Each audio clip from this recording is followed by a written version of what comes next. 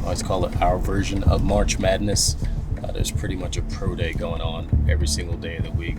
When you travel, you're gone for anywhere from 7 days to 10 days on the long end. And so it's definitely a challenge, just being able to stay engaged with your family when you're so far away.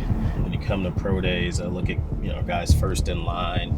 If they drop a ball, what's the body language? If they do something spectacular, how do they kind of display their excitement? Smart, tough, dependable. Guys that love football, want to win at all costs. Guys that have upside and have a chance to start first down the road.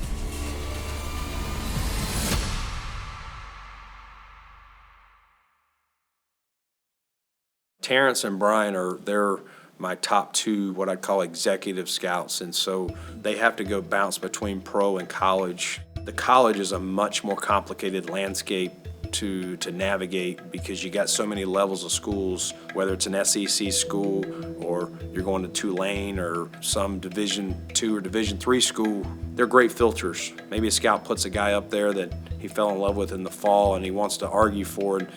They hit him back with, but you got to remember, he doesn't do X, Y, and Z. Like, he's never going to get to our draft board in April. If you draft him, you'll never want to let him leave your building. He's a hot name, man. Everyone talked about his process, how he just loves the process and it doesn't change for him, puts in all the hours. Nice. Sometimes when you do talk to some of the equipment guys, it's their perspective. They kind of get to see him when they let their hair down a little bit. Absolutely. And who's high maintenance, Yep. guys are pain in the butt. What's this guy going to be like to people who don't have authority over him? Yeah. And what's his day-to-day interaction when he has a bad day, when stuff isn't going right, and like to your point, just the high maintenance guys as well too. Right. I think it goes back to what you talk about in our meetings when you say, ultimately, what is this guy going to be for the Bills? Right. Especially now with free agency kind of changing some of the landscape where, hey, we may have lost a guy here or there, or we signed a guy back here or there. When you see a guy that you drafted in the first round and then his contract is up and you do everything, like you said, to retain him, but his value might be more than what you want, it does feel good to know that, I don't know, you feel like you hit on a guy because he commanded a top value dollar. Right. So it says, hey, not only as a player, he was a good player on the field, but as a person, good person and good fit. Wow, look at that. Wow. Wow, right. The work's been done for the most part. Now it's just going back and trying to say, all right, how exactly can these guys fit? A lot of these guys have kind of put themselves in a position, whether it was a workout, whether it was an interview from the combine or an interview from any type of private workouts. At this point in time, I mean, now it's kind of fine tuning, getting all those questions answered so that, hey, now we can go out and build this team so we can make that push to get over that hump for us.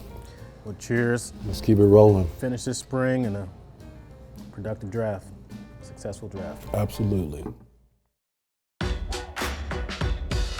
Are you guys working on a list of guys that we need to work out or pro days and all that? See what you're made of, kid. We're looking to add some speed. This kid might run pretty good. Dorian Williams, Tulane. He's rolling. He is, 4.54. Faster than some receivers.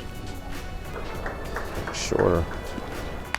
One of those guys that's just got that game speed. He'd be a guy that can get around a little bit more. I know he can play fourth down, but I'm saying just get a feel for what he can do in the receiving game. Where do we have him? Here's Osiris Torrance. Osiris Torrance is an interesting one. Yeah, he's every bit of 6'5". He moves for a big man. The Florida kid. Kid's talented. Hey, Gaine said he can't see, Ernie. Sorry about that.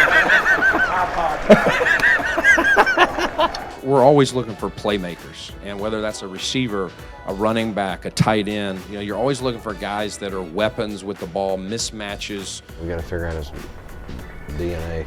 The fit is very important for us. Obviously, they have to have the talent where we're going to put them on the board, whether it's first round, third round, seventh round, wherever you got them. Every single player, of those 6 that we drafted, we feel really good. And it's important that they're good players and good people here, but also represent us, our community and the Buffalo community.